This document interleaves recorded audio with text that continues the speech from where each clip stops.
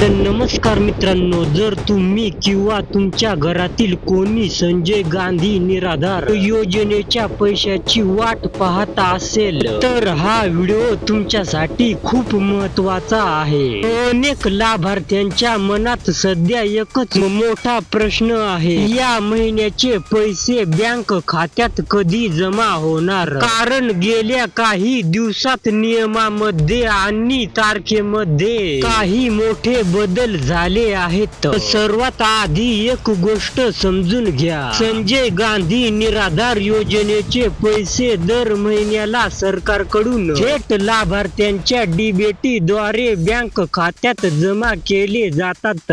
या योजनेचा निधी दर महिन्याला 10 ते 20 तारखेच्या दरम्यान राज्य सरकारकडून जिल्हा पातळीवर आणि तिथून तुमच्या बँक खात्यात जमा केला जातो. जर या महिन्यात काही तांत्रिक अडचण किंवा त्रुट्या असतील तर तुमचे पैसे याच आठवड्यात म्हणजेच 20 तारखेच्या आत तुमच्या खात्यात जमा होण्यास सुरुवात होईल. अनेकदा काही लोकांचे पैसे वेळेवर येत नाहीत.